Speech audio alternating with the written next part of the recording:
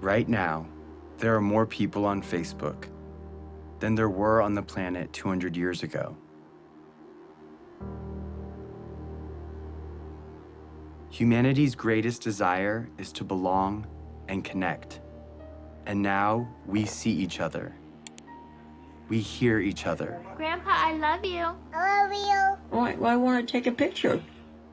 We share what we love, and it reminds us what we all have in common. Dug out alive and well after 7.5 days. If you believe in yourself, you will know how to ride a bike. Rock and roll! So now technically your device is on. Can you tell? Oh, that's exciting. And this connection is changing the way the world works. Governments are trying to keep up. No, we can't test the freedom. And older generations are concerned. Many people are very concerned about tomorrow. They could get worse next year. The game has new rules. The next 27 minutes are an experiment.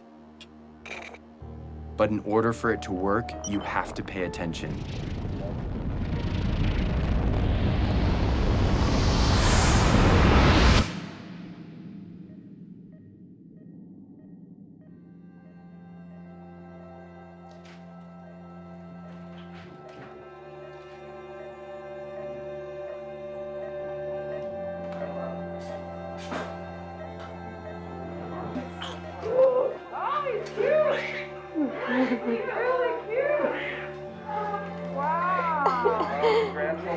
I can hear him.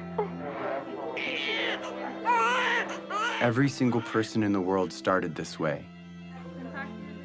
He didn't choose where or when he was born. Yeah, he does. But because he's here, he matters. Yeah, we've been waiting for you. You made it. My name is Jason Russell, and this is my son, Gavin.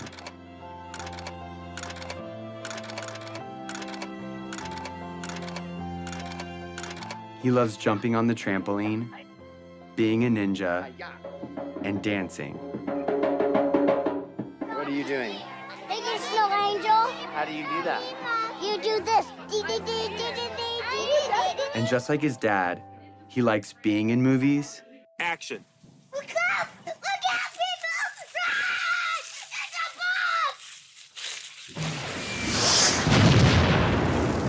bomb! And making movies. Daddy, watch this. I think you got the video.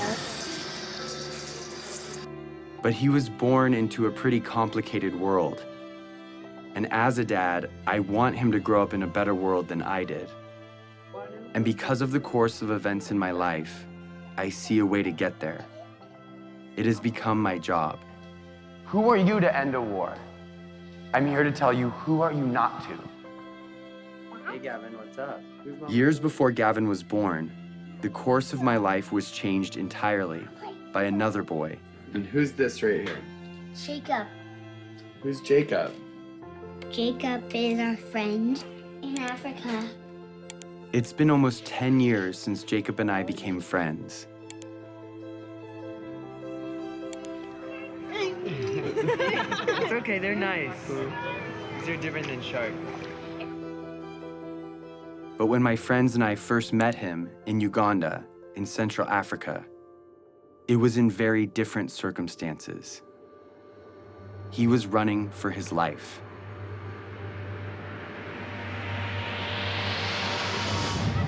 You go to school here. Yes, Yes, that's how you know English so well. I know. Yeah. How many nights have you stayed here? Hello. You are making our work to be very, very easy. You stop that now. The night I first met Jacob, he told me what he and other children in northern Uganda were living through. We worried the rebel when they raise us again, then they will kill us. My brother tried to escape. Then they killed using panga. They cut his neck. Did you see it? I saw. We fear that if we sleep at our home, we can be abducted by the rebels because our home is far away from town. They will catch us, then they take us there in the bush. So come here to save our life.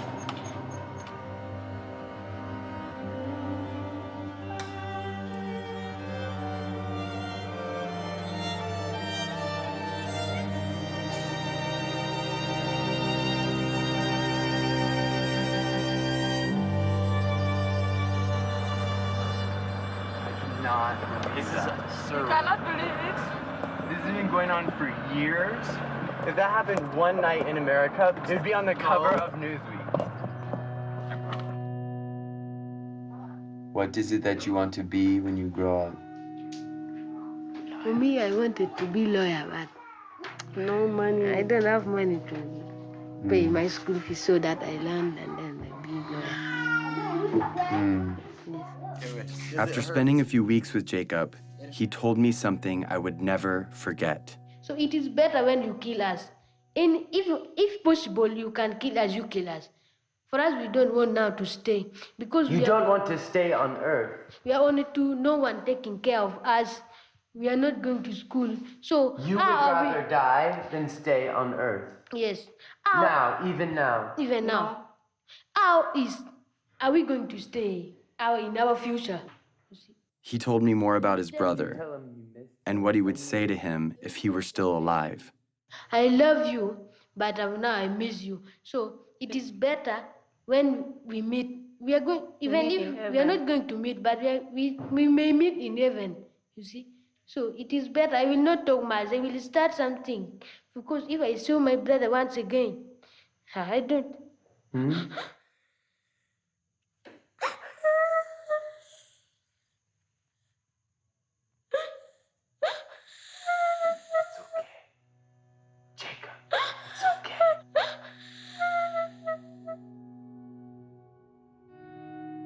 Everything in my heart told me to do something. And so I made him a promise. And we are also going to do everything that we can to stop them. Yes. Do you hear my words? Yes. You know what I mean? Yes. Yes. We're going to stop them. We're going to stop them. I made that promise to Jacob, not knowing what it would mean. But now I do. Over the past 9 years, I have fought to fulfill it. And the fight has led me here, to this movie you're watching. Because that promise is not just about Jacob or me. It's also about you. And this year, 2012, is the year that we can finally fulfill it. And if we succeed, we change the course of human history. But time is running out. To level with you, this movie expires on December 31st, 2012. And its only purpose is to stop the rebel group, the LRA, and their leader, Joseph Kony. And I'm about to tell you exactly how we're going to do it.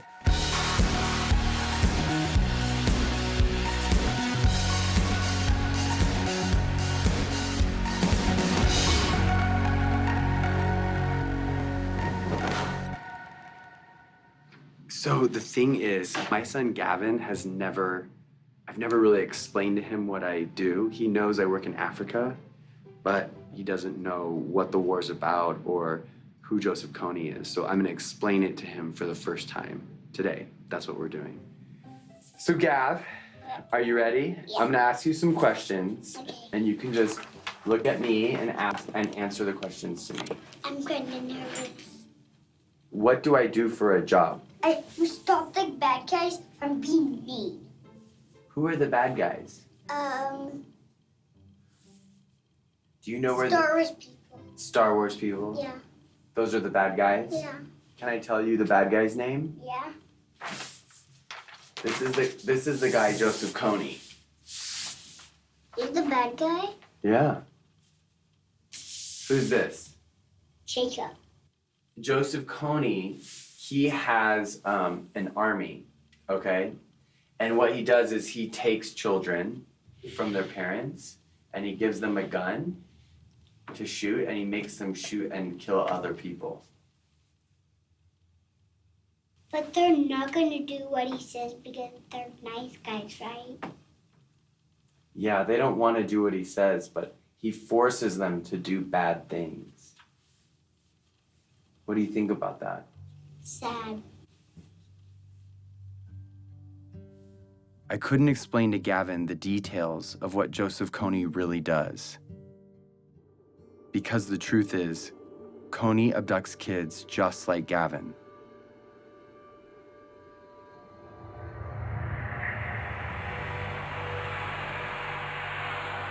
For 26 years, Kony has been kidnapping children into his rebel group, the LRA.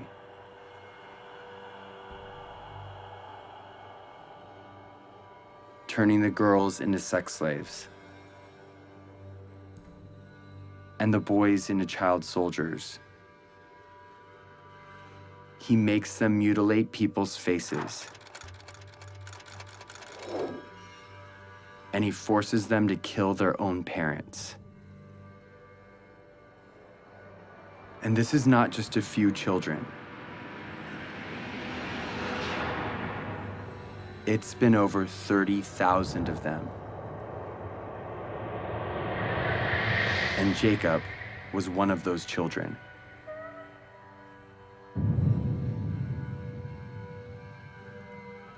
As if Kony's crimes aren't bad enough, he is not fighting for any cause, but only to maintain his power.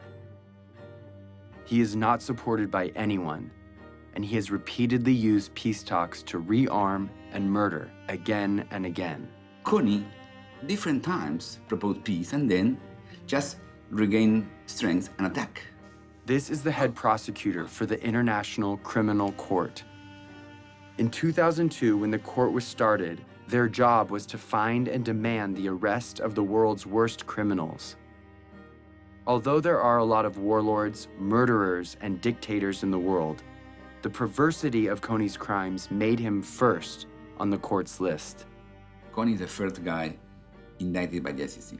But the crimes basically are these: crimes against humanity and war crimes committed against the civilian population, including murder, sexual slavery, rapes, abductions. We need to plan how to arrest Kony. Start to plan and start to be serious. In fact, the only way to stop Kony is showing him, guy, we're going to arrest you.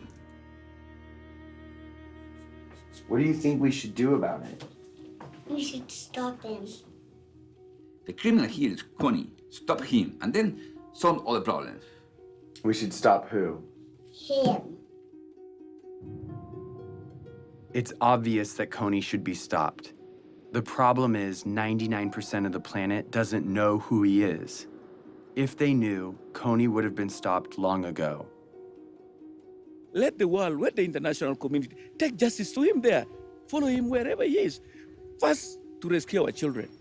And secondly, to deliver the justice. We are determined to cooperate with any friend of Uganda to ensure that this mindless killing and slaughter is ended. When my friends and I came home from Uganda, we thought that if the government knew, they would do something to stop him. But everyone in Washington we talked to said there is no way the United States will ever get involved in a conflict where our national security or financial interests aren't at stake. No administration, Republican, Democrat, Obama, Bush, Clinton, doesn't matter, would do enough because it's simply not an important enough issue on the radar screen of American foreign policy. Since the government said it was impossible, we didn't know what else to do, but tell everyone we could about Jacob and the invisible children. Let's show this movie to as many people as possible in such a way that we can't be ignored. And when we did, people were shocked, and their awareness turned into action. We started something, a community. I have friends that have been living in this conflict their entire life. Fight for that, because that is what is going to change this world, and that is what defines us. We got creative, and we got loud. It's not over! It's not over! And as the LRA began to move into other countries, Jacob and other Ugandans came to the US to speak on behalf of all people suffering because of Kony. Even though Uganda was relatively safe, they felt compelled to tell the world that Kony was still out there and had to be stopped. I'm here so proud advocating for the people who are back at home. And this change we're going to make is going to last forever. We built a community around the idea that where you live shouldn't determine whether you live. We were committed to stop Kony and rebuild what he had destroyed. And because we couldn't wait for institutions or governments to step in, we did it ourselves, with our time, talent, and money. So we rebuilt schools. The best you can offer a child is by letting them be independent, and that was providing education. We created jobs. I have seen the lives of those who have been hopeless. Now they have hope. And we built an early warning radio network on the front line of the war to protect villages from rebel attacks. To update real time what's happening on a war zone 8,000 miles away. All of this was funded by an army of young people who put their money toward their belief in the value of all human life. They gave a few dollars a month of what little they had to a program called Try, and proved that a bunch of littles could make a big difference. And as a result, the unseen became visible.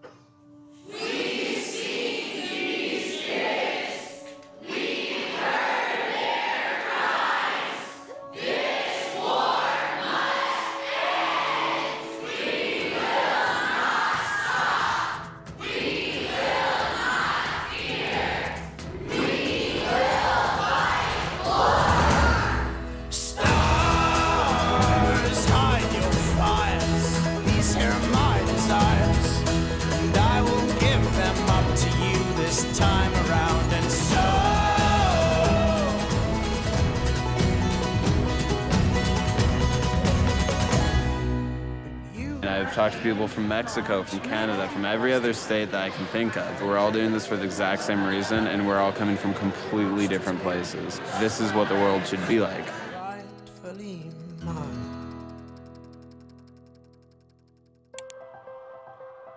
So with hundreds of thousands of people with us, we went back to Washington, D.C., and we met with congressmen and senators, one by one, on both sides, Republicans, Democrats, and they all agreed with us.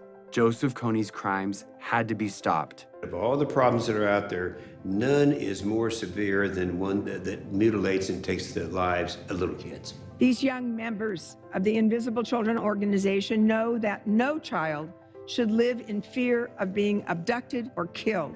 So they were determined to become their voice. They realized that these African children and families were invisible to Washington policymakers, so they decided to make them visible. And what I was told would never happen suddenly became possible. In furtherance of the Congress's stated policy, I have authorized a small number of U.S. forces to deploy to Central Africa to provide assistance to regional forces that are working toward the removal of Joseph Kony from the battlefield. Sincerely, Barack Obama. The surprise announcement came in a letter from the White House. The U.S. president's decision commits U.S. troops to help. Through advice and assistance, not putting Americans into combat, to help the countries of the region end this threat once and for all, then that was a worthwhile investment. We used to think we could not do it, and now when I see we can do it, I am overwhelmed. After 8 years of work, the government finally heard us. And in October of 2011, 100 American advisors were sent into Central Africa to assist the Ugandan army in arresting Kony and stopping the LRA. It was the first time in history that the United States took that kind of action because the people demanded it. Not for self-defense, but because it was right.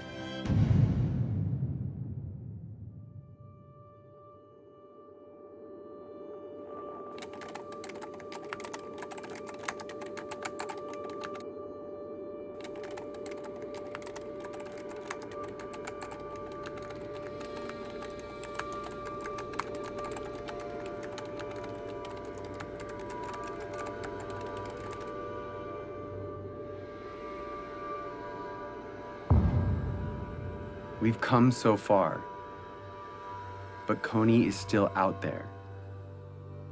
He's recently changed his tactics, making it even more difficult to capture him. And international support could be removed at any time. If we take the pressure off, if we're not successful, he is going to be growing his numbers. People forget, and you got to remind them, and it takes numbers to remind them. And if interest wanes, then it'll go away. And I'd end up standing out there alone trying to do something to support completing the mission. It's got to be 2012. It's not bad for the youth, it's bad for the world if we fail. It's not important just for Ugandan people, it's important for everyone. It's hard to look back on some parts of human history, because when we heard about injustice, we cared, but we didn't know what to do. Too often, we did nothing. But if we're going to change that, we have to start somewhere. So we're starting here with Joseph Kony, because now we know what to do. Here it is. Ready? In order for Kony to be arrested this year, the Ugandan military has to find him. In order to find him, they need the technology and training to track him in the vast jungle. That's where the American advisors come in. But in order for the American advisors to be there, the US government has to deploy them. They've done that, but if the government doesn't believe the people care about arresting Kony, the mission will be canceled. In order for the people to care, they have to know, and they will only know if Kony's name is everywhere.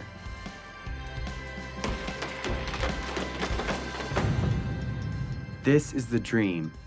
Kony arrested for all the world to see, and the abducted children returned home. Here's the biggest problem. You want to know what it is? Yeah. Nobody knows who he is. But I know who he is because I see him on this picture right now. He's not famous. He's invisible. Joseph Kony's invisible. Here is how we're going to make him visible. We are going to make Joseph Kony a household name, not to celebrate him, but to bring his crimes to the light. And we are starting this year, 2012. We are targeting 20 culture makers and 12 policymakers to use their power for good.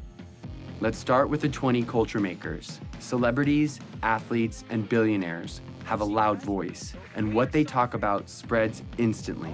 I'd like indicted war criminals to enjoy the same level of celebrity as me.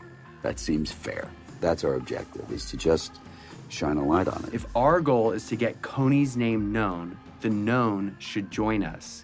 We are targeting 20 of the most diverse and influential culture makers to speak out about Kony and make him famous. Oprah, Mark Zuckerberg, Ryan Seacrest, Bono. Then we're going after policymakers, the ones that have the authority to see Kony captured. They decide if the advisors stay or leave.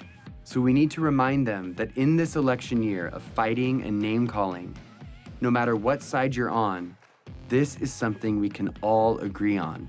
If a senator or congressman notices 25 phone calls on any issue, on any given day, it is noted. When citizens, by the hundreds of thousands, start demanding that our government do something, suddenly it becomes in the national interest of the United States government to respond to this problem. We've identified the 12 policymakers that could change the game regarding Kony, so we're targeting them. On our website, we've made it easy to write them directly, call them, meet with them, and get their attention. If my son were kidnapped and forced to kill, it would be all over the news. So we are making Kony world news by redefining the propaganda we see all day, every day, that dictates who and what we pay attention to. A lot of people feel powerless to communicate their ideas. They think that, okay, you know, I'm not a corporation, I don't own my own magazine or news station, I just don't have any say. But seeing what I've done, I think it's empowered a lot of people to realize that one individual can make an impact. And I actually want to demystify and say, here are these really simple tools. Go out and rock it. And that's just what we intend to do. Our goal is to change the conversation of our culture and get people to ask, who is Joseph Kony? We have printed hundreds of thousands of posters, stickers, yard signs, and flyers that are right now, today, being put up in major cities all over the world. We have thousands of Kony 2012 bracelets that we want everyone to wear, this year only. Each bracelet has a unique ID number. Input that number and you enter the mission to make Kony famous. You can geotag your posters and track your impact in real time. Everything you need is in a box called the Action Kit. It has 2 bracelets, one for you and one to give away. And if you want to help fund our life-saving programs, donate a few dollars a month through Try, and you can have the Action Kit for free. Start making Kony famous today. But all of these efforts will culminate on one day, April 20th, when we cover the night. This is the day when we will meet at sundown and blanket every street in every city till the sun comes up. We will be smart and we will be thorough. The rest of the world will go to bed Friday night and wake up to hundreds of thousands of posters demanding justice on every corner.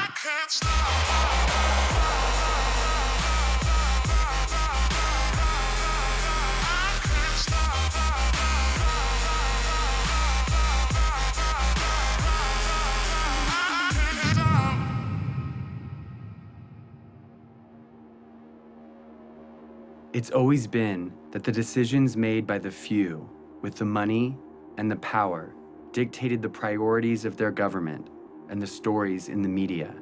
They determine the lives and the opportunities of their citizens. But now there is something bigger than that. The people of the world see each other and can protect each other. It's turning the system upside down, and it changes everything. We are living in a new world, Facebook world, in which 750 million people share ideas, not thinking in borders. It's a global community bigger than US. Joseph Kony was committing crimes for 20 years, and no one cared. We care. We have reached a crucial time in history where what we do or don't do right now will affect every generation to come. Arresting Joseph Kony will prove that the world we live in has new rules, that the technology that has brought our planet together is allowing us to respond to the problems of our friends. When it ends finally by bringing Kony justice, it should be celebrated like worldwide. We are not just studying human history, we are shaping it. At the end of my life, I want to say that the world we've left behind is one that Gavin can be proud of, a place that doesn't allow Joseph Konys and child soldiers, a place where children, no matter where they live, have a childhood free from fear. I'm gonna be like you, Dad. When you grow up? Yeah. Are you sure? I'm gonna come with you to Africa. The better world we want is coming. It's just waiting for us to stop at nothing.